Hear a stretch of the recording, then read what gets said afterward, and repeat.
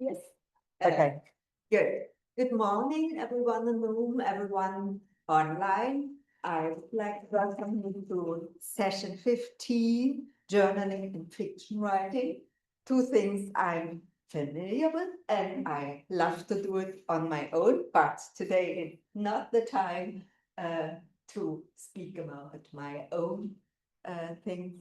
Our first speaker is Helen Sinar-Platt, University of Wolverhampton. I'd like to welcome you as first speaker, and we have a paper, How I Left the NHS. How could we do such thing? I did. Please take the mic, and it's your time. Thank you. So my name is Helen, and in 2000 I started my NHS nursing career. In 2021 I left. As the pandemic hit, my world was thrown into absolute chaos, and I was given an instruction by my master's supervisor, because I was also trying to do a master's at this time. It's very simple. Helen, you just need to write some of this down. So I did. So I started keeping journals. Can I have the next slide, please? At a time when I was announcing to the world that I was proud to be a nurse and sharing happy smiley photos online, I was in what I can only describe as an existential crisis. So I did what all researchers do. I turned it into a research question and decided that it would become my master's thesis. Have the next slide. So just to put a bit of method behind it, because I know some of you out there will be on that journey of trying to get a master's or trying to actually submit something at some point. What I ended up with was 12 journal entries. I used 3 analysts, so that was myself, my supervisor, and a critical friend. We read through the journal entries, all of them once, and made a note of our thoughts, feelings, and the emotions that they evoked. I will say at this point I had left, so I was no longer working for the NHS. We each selected 3 entries, and we gave reasons for why we selected them, and that actually became part of the analysis as well. We actually picked 9 different entries. None of us picked the same, even though we looked at them independently, because they spoke to us in different ways. And then I did some good old thematic analysis by Braun and Clark. I'm going to present some of the quotes, and also I've married that with some pictures and images that I captured during this time. What I will say is that it's very emotive for me, and I was just having a conversation prior to this presentation. I have not reread the journals in their entirety, and I do not feel ready to do that at this point. So the quotes I'm going to present have come from my dissertation thesis, because that is a little bit more removed and is my comfortable space. And it's a way of looking at this without re-traumatising myself and revisiting some of the things that I have chosen to remain hidden for now, that I don't want to publicly share. So could I have the first one? Oh, go back, sorry, it's gone too. So this is from my first journal entry when I started writing. When asked, I always reply, it's been my most difficult year personally and professionally. But what I really want to say is, I was forced to do things that sent me into shock and really made me question my core beliefs as a nurse, educator, and as a human being. And the image I am sharing there is the first time I've shown this publicly. This was the day that I found out for the 3rd time that I was being redeployed to go and work with the sickest patients in our hospital trust. And I took a moment to look in the mirror, and I didn't recognise the person looking back at me. And I don't even think it looks like me. Can I have the next one? So this speaks of the redeployment that I'm talking about, the idea that one day you're doing one job, that you are comfortable and you are happy and you are doing very well. And then the next day, the call came out shut the clinics, you're redeployed again. I dared to ask why. I was told there's ambulances queuing outside A&E with people dying in them because there's no beds. And that is the photo of the clinic door the day that I shut it for what became the actual last time, and I did not return. I didn't know that that was going to be the case. The interesting part with this quote was when I shared this journal entry, this was selected by my supervisor actually, and he challenged this, and I think it speaks to something within the NHS that perhaps we may not talk about openly. He asked me, what's the difference if someone dies in an ambulance versus dying in a bed? Because they're dying, and the outcome is the same. I had never entertained that as an idea, because actually in the NHS and as a nurse, it really matters where somebody dies. Because there are targets, there are figures, there are repercussions if they don't die within your care. And actually that is a constraining force that meant thousands of us down tools and went to do jobs we were not safe doing. So at a time when the NHS and nurses were being hailed as superheroes, and people were standing on their doorsteps, banging pots and pans of an evening and cheering for us, this is what I was seeing. One of them openly says, I don't think it's hit me yet. The other says, I don't know who I am anymore. They talk of coming to work, going home, and not feeling able to do anything else. And I think this starts to give you an inkling of some of the reasons why I chose to leave my career. But equally, at a time I stand here today, the top reason for people leaving the nursing register is retirement, but the second is stress, burnout and anxiety. And I think that speaks of what that might look like. So one of my redeployments I actually quite enjoyed, I will say. So I was sent to the Nightingale Hospital, which was a field hospital that was being set up to cope with the mass number of patients we were expecting to see. And this was my response. I cried when I first saw the thousands of beds. Then the nurse in me kicked in. And this helped me to come to terms with the fact that for me, nursing will always be more than a profession. It is a vocation. It is part of my very being, the fibre of who I am. But it also has a great power within it that actually pushed me out of my comfort zone, but also into crisis. And it was at this point that I started to consider for the first time in my career whether I actually wanted to be a nurse anymore. Can I have the next quote? And alongside that, I was working in a culture that I had known for a long time, but it was changing. And actually, echoes of this quote appear quite a lot throughout the journals, but this is one conversation in particular where I was told, Helen, you just need to throw everything you know about nursing out the window and start again. Thus, I concluded that care and compassion towards patients also goes out the window in a pandemic. So everything I knew, I was being told to discard at that point and just do what I was being told. And again, I'm starting to question here. I don't think this is for me. Can I have me? So ignore for 1 minute, that's one. So the one quote that I just wanted to end with is that I carried a lot of guilt. Guilt that I felt I lost my voice during the pandemic, that I didn't challenge, that I didn't do enough to protect myself and those around me. But when I read this, I was able to forgive myself and realise that I did try. So, Matron tells me, you would want to nurse with your relative if they were dying from COVID. This is when she was redeploying me again. I reply, I would want a nurse who is trained and knows what they are doing to nurse my relative if they were dying from COVID.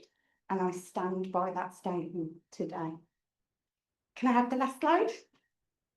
So, just to link in with the conference theme, just to end, the bit for me that I wrote at the end of my dissertation is that autoethnography gave me the opportunity to sit and think on my own terms for probably the first time in my adult studies. Admittedly, it was scary, as I'm used to the constraints of a reflective model or essay structure, but autoethnography gave me the foundation, courage and conviction to really delve into my experiences and choose the path that I wanted to tread on this occasion.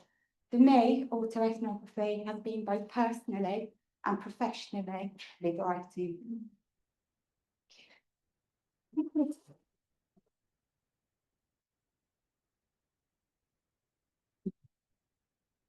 Thank you so much.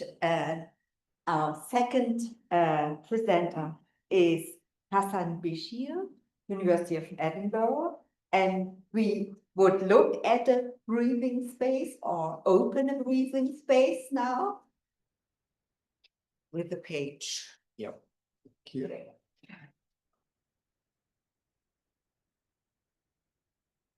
Hi, my name is Hassan. I'm a fourth year PhD student at Edinburgh University in counseling studies. I'll not be speaking about my research, but about a memory brought back by the conference's prompt. I will relive the experience and convey it to you live from what I could remember. It's winter 1991, New England, cold, a Saturday morning. I'm sitting at the edge of a classroom, senior students, Tai Chi classroom. I have done my training, I'm good in my training, but I'm new at this school. So according to the school tradition, I am not allowed yet to join this partner training. I'm sitting at the edge. I go there every Saturday morning, early, sitting calm, only when my teacher is looking at me. And he's looking away, I'm moving, animated, trying to imitate what I'm seeing. My body is hungry to learn this skill that I've been thinking about for years. When he looks back at me, I'm still again. I know he sees everything, but he allows me to be there at least if I don't join the class. At that Saturday, the classroom was short one student. So my teacher looked around. I'm the only one on the side. Directly looked around and locked eyes on me and said, Hassan, come help. I stood in front of my partner. He was towering over me. Weight and size mattered in this skill. We connected hands, which is called tuesho, and I was like a feather going left and right. Absolutely no match. My teacher looked and approached us. He said, he didn't want to say what he's going to do, but he said something else. Let me check if you are connected to your center and to your energy roots in the ground. Now I was impressed with my classmate. So imagine with my teacher. I was so tense and, getting ready to resist. When we started, my teacher wasn't pushing or trying to balance me. In fact, he was transmitting the skill. I remember the ancient saying, this skill is transferred from teacher's hand to the student hand, and you receive it through the body. I started to relax, listen, go with it. And I feel the motion, and I feel the connection, and I receive what he's transmitting. When he felt that I got it, he stopped immediately. I went back to my classmate. We connected. Now he's going left and right. Instantly. So he stood up, tall, big, and the same, and the same. He didn't realize what my teacher transmitted. Afterwards, I attended a special training with my teacher with few students. And again, when the student's bigger than me, more skilled than me, my teacher would step in and we do it again, and I get it, then I go back to my classmate and I'm marking better instantly. But they know, because now they see the teacher doing it explicitly. So to me, this was my dream coming true. I've been thinking for years about learning the internal arts. I did well, but the partner training came late. And it is a new way of learning through the body, embodied epistemology. This happened 30 years before I learned this fancy term. The joy was real, but short-lived, because I only saw my teacher a few times a year. And I rarely had classmates that I could practice with. So how am I going to progress in this important skill? I try on my own, and when I'm with my teacher, but not as much as I would like to. I turned to poetry that is passed orally from teacher to student through centuries. It's encrypted, and when it goes like, I rise with the wind, I sink into the valley. When he appears, I disappear. When he disappears, I appear. I was so young, I thought, the one who wrote this must be drunk. It made no sense to me. I tried to get anything out of it, nothing for it. So I kept practicing. Months passed, years. Then one day, when I was doing the solo practice, I'll do a short demo.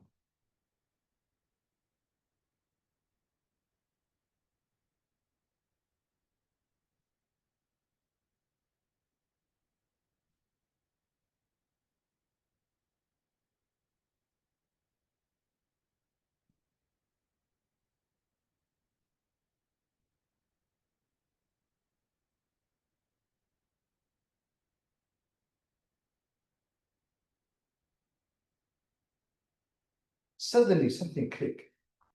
I can feel the sinking and the rising and appearing, disappearing. At those days, my teacher was away. And I was practicing with a classmate. So the next day I went to him. We were about the same level of the skill. We connected, and I'm instantly markedly better. He looked at me, surprised. Our teacher is traveling. Where did this come from? He looked at me and said, what is this? So easy. And he appears, I disappear. When he disappears, I appear. So the guy wasn't drunk after all. It had some deep aspects of it. This is very important. Not only, it's not meant for competition or being better. This is a way to learn about the self in relation, under tension, when you are off balance, breathing a space within to learn from inside. This eventually became like a philosophy and practice for me, grounded in traditional Chinese medicine, where I can learn from inside, and reflected on my writing when I did my first writing project back in 2002. I did my first book in Arabic about wellness and these internal arts. So I wanted to share the memory, which, thank you to the conference, came back to me. Hope you enjoyed it.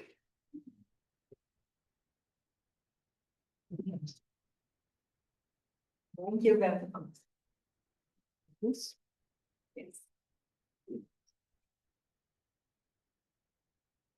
Thank you very much. I'm excited about the nice presentation and how we would discuss that at the end of the session. But now the floor is open for Freek Sanders, Nyenrode, and we have to learn something about the generative power of silence and writing.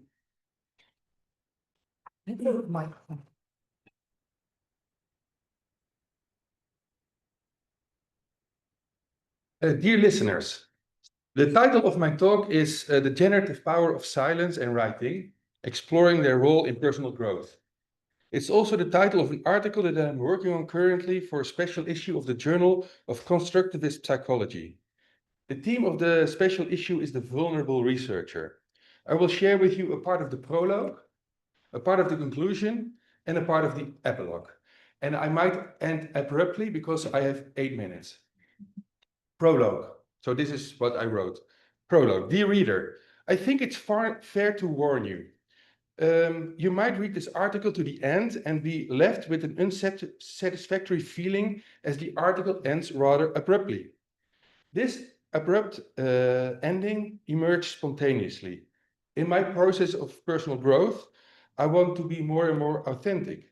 And in the process of writing this article, to be true to myself, I felt I needed to give agency to the writing process itself. A natural and abrupt ending emerged, and I wanted to surrender to it. This surrender is accompanied by several feelings that are voiced by different I positions, internal voices. The developing I listen to my authentic self I position feels proud. The I position feels supported by a quote by Maslow in an article on personal growth in Academy of Management Annals. Growth is the result of an endless series of daily choices and decisions, in each of which one can choose to go back towards safety or forward towards growth. Following the natural flow of this article feels as a bold move, a move forward and not a move backward towards safety. We need to comply with the conventions I position brings in feelings of discomfort and vulnerability. This position wants to color within the lines. It whispers, this article will not be published this way. The let's make good use of other people's thinking I position searched and finds a beautiful illustration of some of these points that I want to make clear in this article. That knowledge is co-constructed, that unexpected openings are crucial, and that I am unfinalized, and so is this article.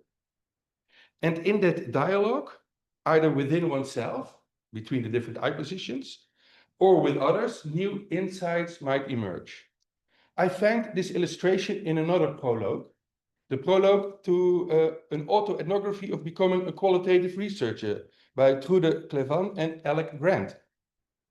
You and I, Trude, are located vulnerable, unfinalized voices. I hope our words allow for the connection and unexpected openings situated knowledges make possible. In this sense, as we argued over the course of this book, knowledges are made and shaped rather than found. This article is about my vulnerability as a researcher and how creative writing and silence enable the process of my personal growth. But maybe it's about coincidences and synchronicity. When you decide to read the article, I hope it becomes clear how silence and creative writing enables synchronicity to take place, or at least to make you aware of synchronistic events, as I discussed yesterday, rather coincidentally during this autoethnographic conference with Akil Qureshi, during the drinks after our first day together during this 12th International Conference of Autoethnography. Conclusion. And then I will have hopefully time for the epilogue, but if not, that fits with the theme of this article. Conclusion. This article is about my vulnerability as a researcher, my vulnerability as a human being. Working on this article, I discovered that my vulnerability stems for a large part of being uncertain about meeting the expectations I think others have of me. I fear, for example, that what I write does not fit the prescribed framework of an academic journal. This fear cripples me and prevents my authentic self to plot my own course. There's a battle going inside of me between voices that whisper, write what you want to write and how you want to write it, and a voice that screams, no, you need to follow the conventions of academia, else the article will be rejected. The last days before the submission deadline of this article, I asked Olga, my partner, to review the draft version. She tells me, the article became interesting when it became personal and when you wrote in a non-conventional way. Just write what comes through you. I love her. When I think about your question about what I have learned about my own vulnerability, a clear answer emerges. Give yourself permission. Because when I give myself permission to challenge assumptions, to look at the world with fresh eyes, to experiment, to fail, to plot my own course, and to test the limits of my abilities, these are the words of Tina Selig, I feel space and energy emerge. Giving myself permission generates a breathing space and the free flow of energy. Such a moment is what in Japan is called ma, a living pause. I will now go to the epilogue. On the morning of the deadline for the first draft of this article, I wake with a refreshed feeling. Is it the spontaneous development that took place a day before, or is it due to the rain that fell this morning? When I walk with Lucas, my son, who is precisely 30 months today, to the daycare, the air is cool, and the leaves of the plants are sprinkled with water. Lucas loves to touch the leaves, so we make frequent stops. On the way back, I'm planning to the day and thinking about the finishing touches I want to implement in the article. As I pass the giveaway cupboard with books and household items, a book with a yellow cover catches my attention. It's a novella titled The Hero. As I love books, I pick it up and read the text on the back of the book. The text reveals that the book is about a 15-year-old high school pupil, Roland, who is writing a pamphlet against the zeitgeist. His peers are working neatly on the assignment, coloring within the lines. Roland, however, refuses to work within the zeitgeist and chooses his own way. This is how I have been writing this article. I decide to open the book and flip to the last page. There, in my native language Dutch, I read a text that convinces me that, at least for myself, I've taken the right approach in writing this article, and I decide to follow through with what emerged yesterday. The translated text reads as follows. Maybe he should become a poet, and maybe it didn't make sense for him to describe the world in an almost scientific way. A poet is not constrained by the impossible requirements of an all-encompassing precision that makes every attempt to present a clear vision strand prematurely. He could recline to become a poet. He walked back and picked up the writings for his pamphlet. He wanted to see what he could use as a poet, but he sensed he might as well store the pamphlet somewhere deep in a drawer. He knew that only one sentence would remain. And in my case, that one sentence, the sentence that makes me feel less vulnerable, dear reader, is give yourself permission.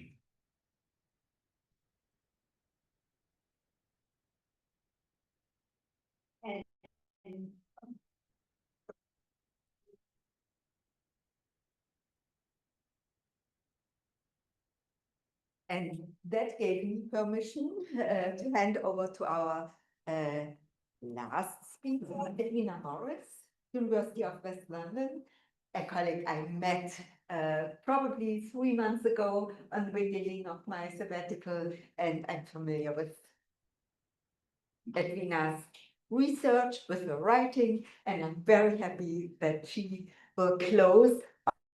And then we have secured enough time to discuss all presentations together. Thank you. Oh, I'll hold it a second. okay. Thanks a lot. Okay. Morning, everybody. This is how we do it here.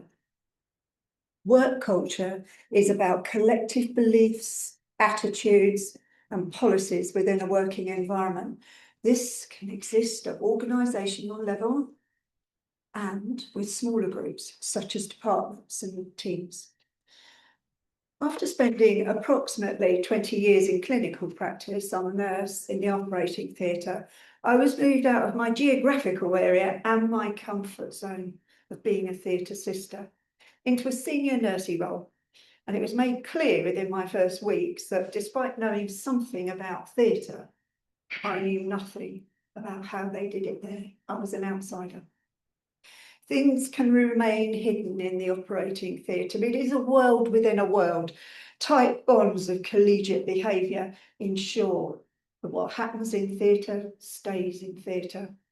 An example of this is the hepatobiliary surgeon who used diathermy, which is electrical current, to engrave his initials on patients' livers. And he was only found out when follow-up surgery was done. But I believe that he's still on the register as a surgeon. Workplace culture kept that activity hidden. This is about culture in another operating theatre. But first, a little background. Instrument set and individual instruments used in surgery are sterilised and decontaminated. Previously, a dropped instrument or something in short supply was reprocessed in a benchtop steriliser. We called them little sisters, a bit like you see in the dentist, to re-sterilise things. In 1997, a hospital where I was working, they told me that the little sister had to go. This was discovered as a direct result of iatrogenic CJD, mad cow disease. And it was discovered that we could transmit this prion to people during surgery if instruments weren't reprocessed properly. So the NHS put a lot of money into this problem, and around the sum of £2 million was given to hospitals to sort the problem out, like get enough instruments in the system. So the story. By the time I started my new job, the manager of the operating department had been seconded into a more strategic role. And therefore, by default, I had landed up into a managerial role, to everybody's displeasure, including mine. It wasn't apparent when I applied for the job that this would be my role, and I voiced my concerns to the corporate nursing team. And they gave me a mentor, a very senior nurse mentor, where I could go to and have frank discussions. I was really grateful for that. During my second week, I was with the theatre coordinator in the theatre office in the middle, and we were talking about staffing issues and the problems of that day. All of a sudden, a surgeon emerged at the doorway. My list has ground to a halt. He spat through the door. He was so angry. What are you going to do about it? I had no idea who this guy was. I just looked, and he continued. Instruments, he spat, instruments. The senior theatre sister whispered quietly, he's the consultant in neurology. Oh, I looked at the list. What are you going to do? He continued to shout. Feeling my anger rise, I pushed it down inside. It's no point going up at the same rate as they are. So I looked him in the eye and said, good morning. Let me see what I can do. Yeah, almost biting my tongue. He spun on his heel and stormed off. The coordinator said, looks like a pretty simple list to me and nobody has raised any concerns. I walked round to the theatre concerned. There are quite a lot of theatres in this place and they're sort of spread out. So I ran down the corridor to have a look at what was going on. And the theatre nurse in charge said, we're going to have to cancel, not enough instruments. And the consultant appeared again and echoed the nurse's words. We're going to have to cancel. And added, and you can tell the patients why their operation has been cancelled. I refused to rise to the bait and responded with, this looks very straightforward. What kind of instruments problems are you having?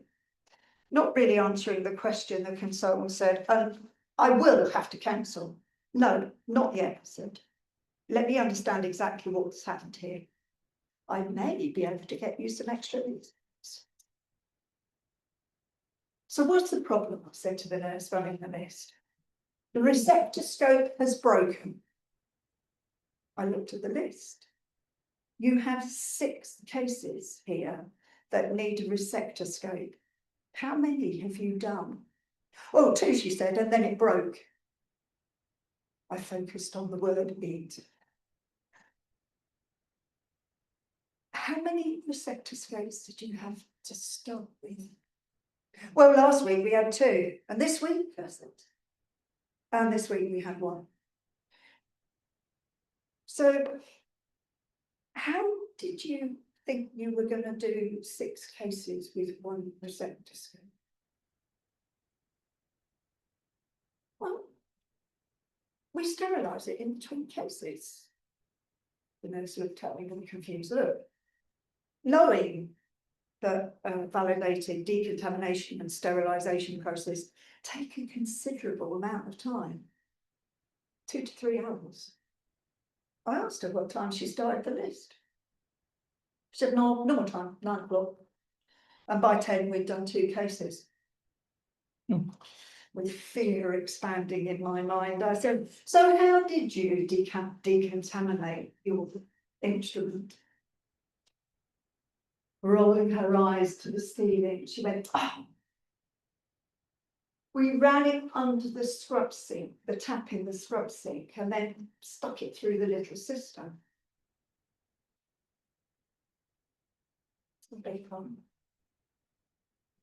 She repeated it more slowly.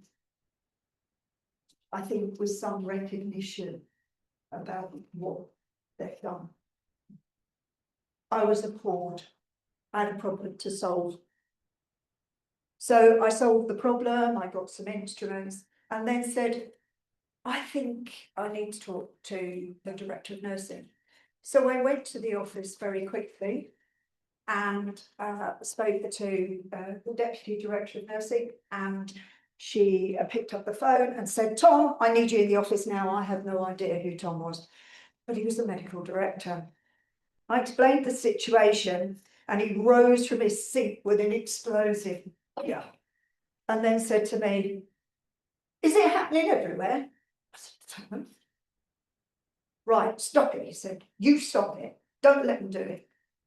Get those portable sterilisers out of theatre, and if you have any problems with the medical staff, come see me.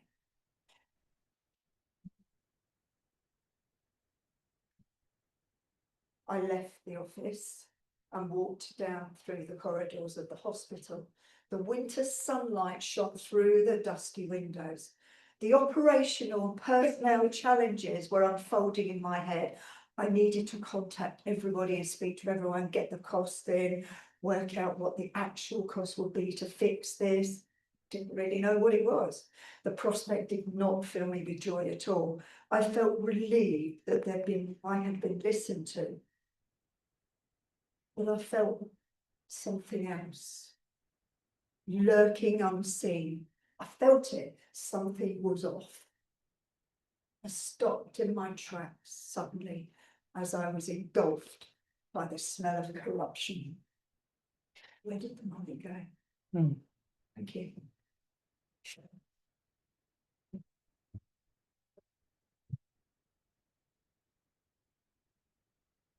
Thank you very much.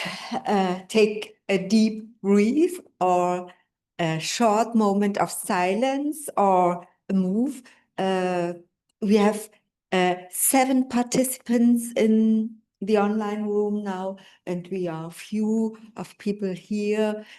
Please go ahead. Feel free to comment, to ask, to say whatever you would like to say in reflection of our session.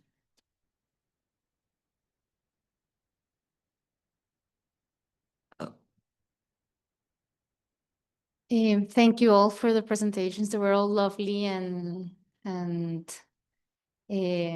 very different, but at the same time very felt. So thank you all.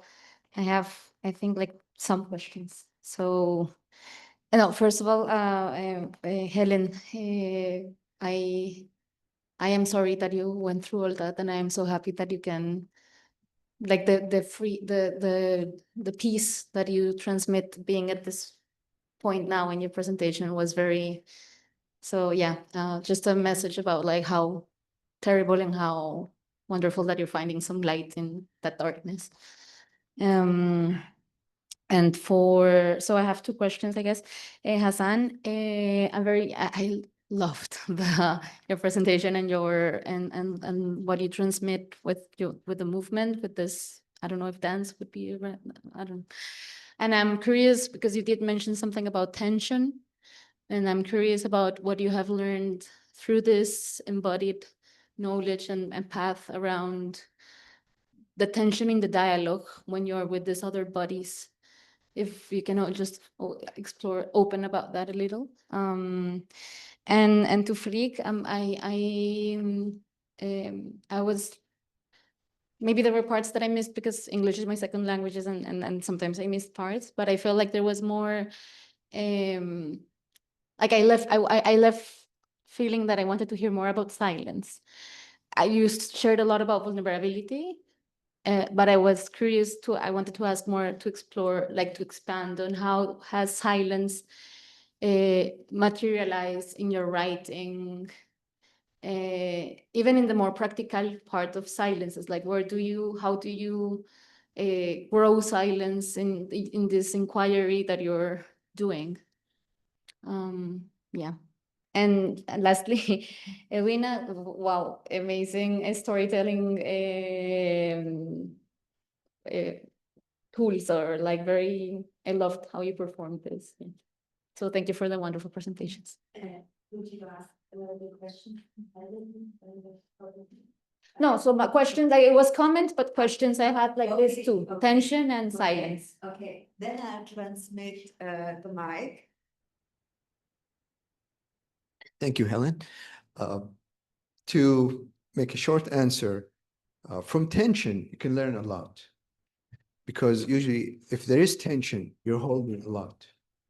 And if the partner is holding a lot, it's easy to listen to a lot. And the same thing, if you're holding tension, there's so much inside that it's hard to listen and receive. So that's just a quick comment, because this is part of the training.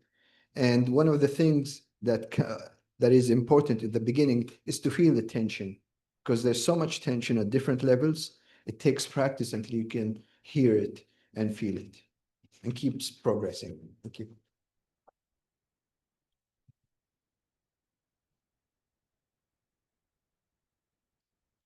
Yes, so thank you for your question. I can send you the whole article in which I explain more how silence works for me.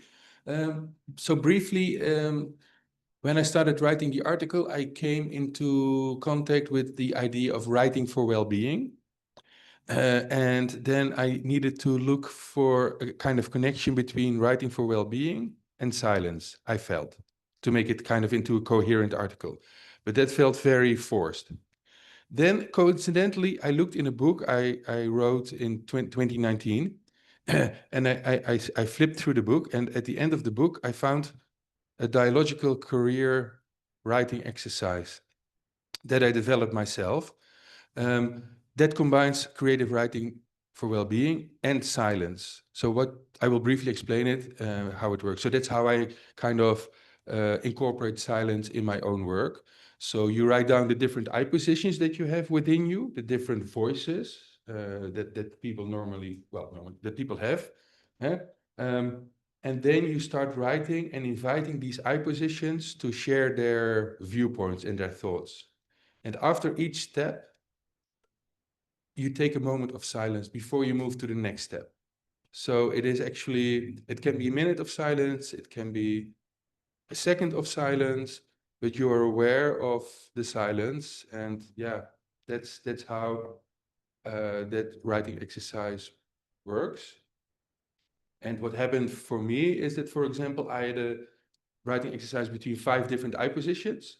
And then at a certain moment, the poet inside of me that I didn't put in said, hey, hello, can I also contribute something?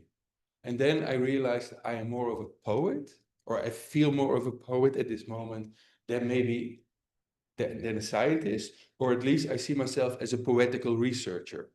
So that's one of the ways I incorporate silence in my own life and my own practice.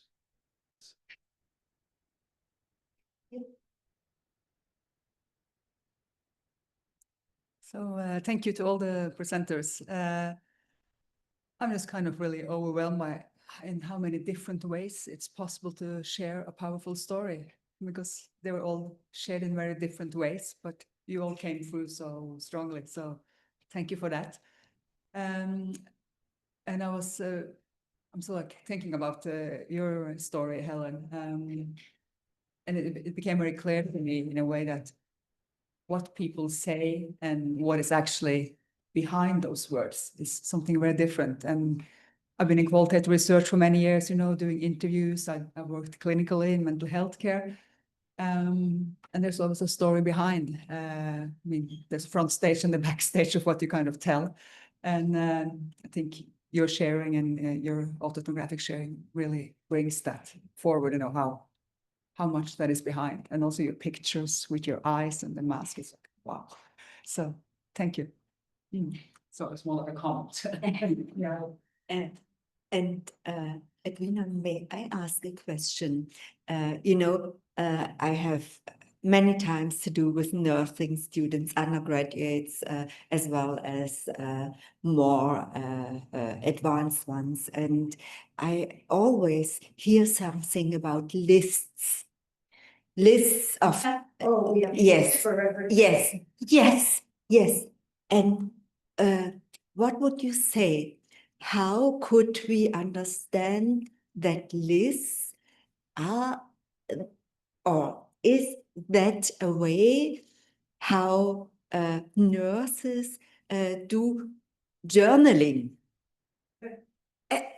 Yes, because we have your biographical notes, we have your stories, but we have that some kind cryptic lists, and you are able to find a clue to come behind the scene, and that lists drive me always crazy whenever they mention a list, a checklist or a list. If you look at an operating list, you know what you've got for the day. So not only the provisions you need, but the staff you need, when you can probably take a break for lunch, who you need to work with you in that list. I mean, you need is a list, and you just got all of that information, but you learn that information as you go on in your training. It's not something that's apparent just by looking at a list. It's something that you learn, isn't it? So I think a lot of the lists, it's a way of us sterilising the fact that we're human beings, and it's a coping strategy. So if you have a checklist, you can work your way through that, but you're not addressing how you feel.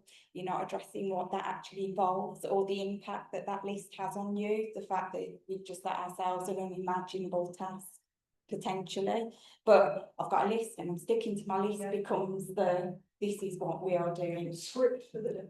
The script, absolutely the script for the day. So I think that very much speaks to me of the culture of healthcare and how we cope. Yeah, absolutely. And of course, we always cope.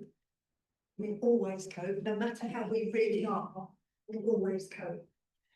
But that script of the day, the party tour of the of getting or keeping the operating theater going, there were signs that couldn't go that way, and there were probably 5 or 6 people who had a look at the list and didn't interpret that in your way. That is always amazing. So that's where we're going to do it. Do we have any questions and comments in the online space? I couldn't identify one. No, there haven't been any hands up or comments.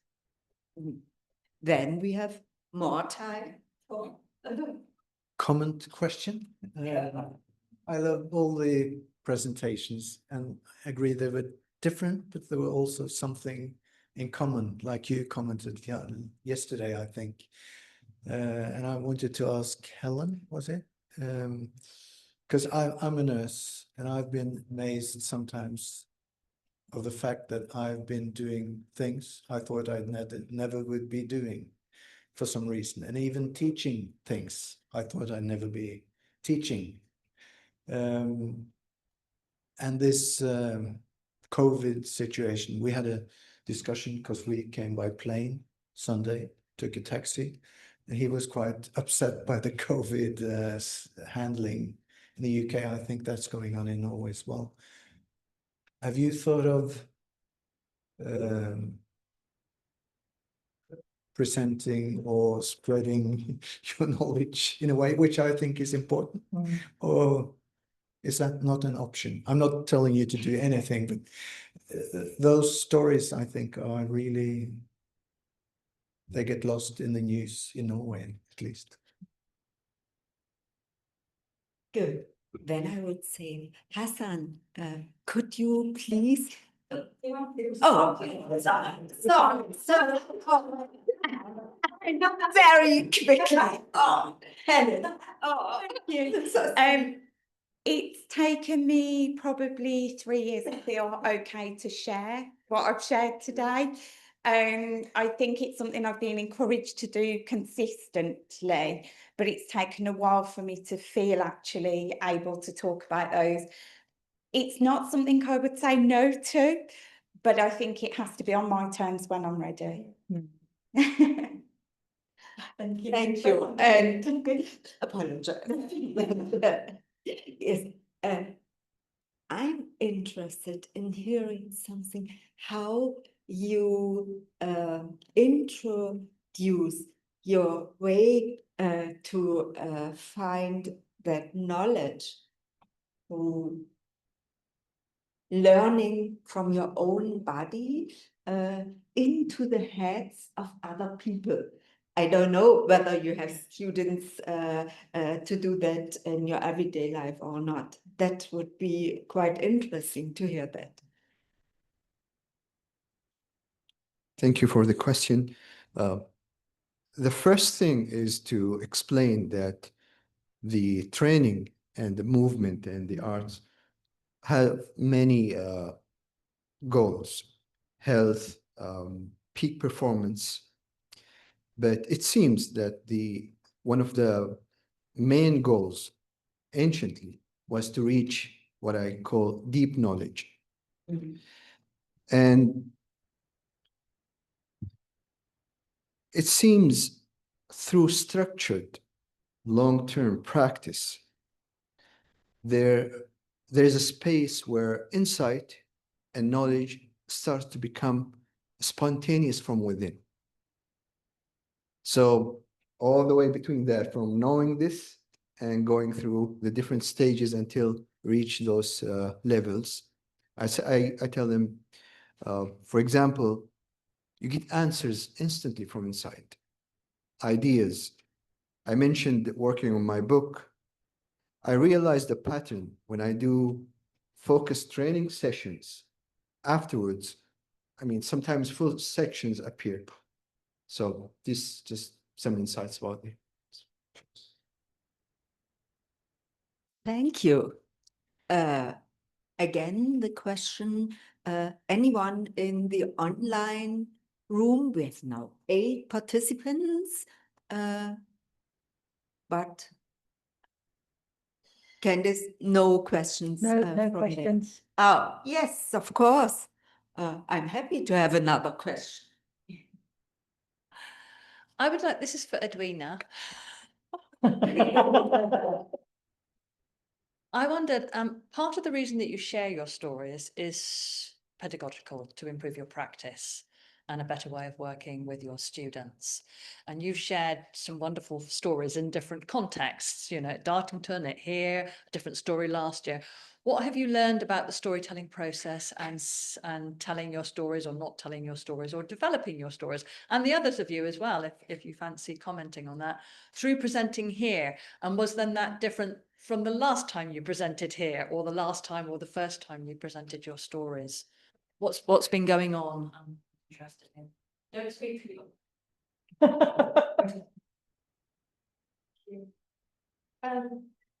something that Freek said resonated me earlier, giving yourself permission.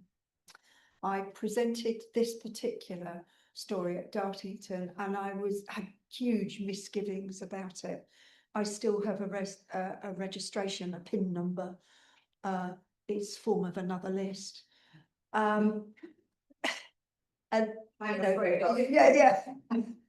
And people can work out, it's over 20 years ago, but people can know you, can find out about you, and can easily trace where that event happened.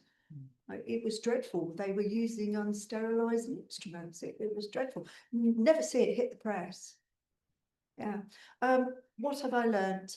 I think I learn a little bit more about presenting every time I do it. So I think I relax a bit more every time. And I have to say, this time the door didn't fall down, so that was a bit of a bonus. I learn a lot when I share with my students. Hopefully they do too. And especially when I get things wrong and I share with them, don't do it this way, this is how I did it. And they are very kind and very forgiving. And then that opens the door to them saying, well, I had a bit of a time. And that's kind of how it happened with Michael. It helps to build the trust. So, and I think that's really important, building trust. Would the rest of you like to comment to that? No? Well, what I learned about myself is that it's important to find a place where you feel home. Last year I presented here and at the Academy of Management. And this year I will be presenting here and also at the Academy of Management. Here I feel at home. And even though I'm nervous, I'm significantly less nervous because I feel here it's a friendly family. And I'm going to Copenhagen for the Academy of Management. And there I'm not looking forward to that so much. And I see it as a last step in the rounding of my kind of prematurely ended PhD process. But so for me, it's finding a place where you feel at home and also giving yourself permission to do it in your own way.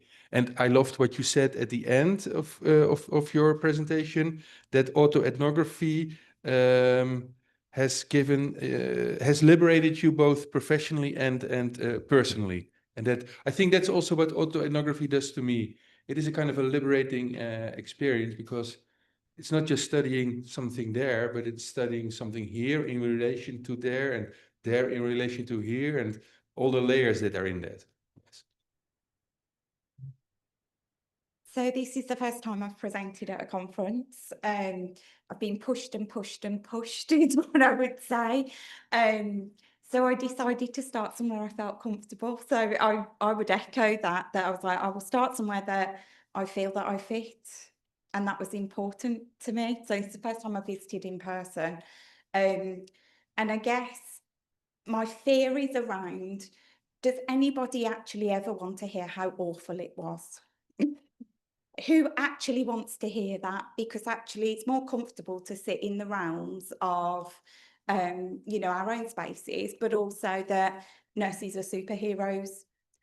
And I'm not sure that I was ready to try and dispel that myth and go, actually, we are just people doing the best with what we've got in a time that was incredibly challenging. And I don't know that, I didn't feel people were ready to hear that message. So it's taken me a little while to feel in a space where I can talk about it.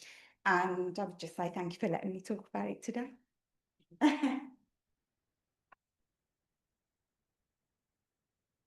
Yes, but don't underestimate your audience. Often there are few people in the audience who would exactly like to know that, to hear that. And to Katrina, from my teaching, I experienced even teaching how to do a very good narrative interview. I give the students few of my very bad mistakes. And one of the mistakes is I interviewed a older lady, and she was speaking about a time living with two men, a husband and a lover.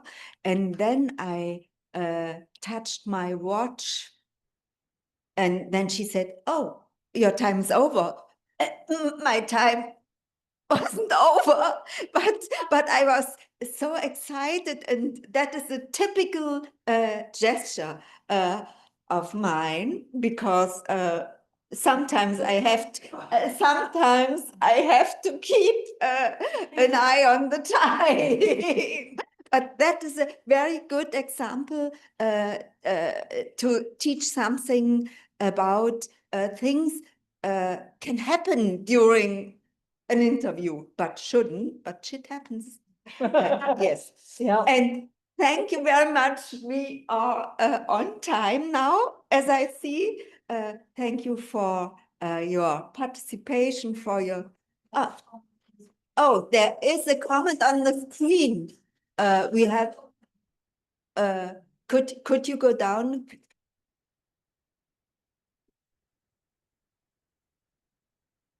Helen, That thank you is, so much. I would say, I add all the other names. Thank you for your presentations, and thank you for the comment, Carol. And yes, let's have another break and then a few sessions more. Thank you so much. Thank you.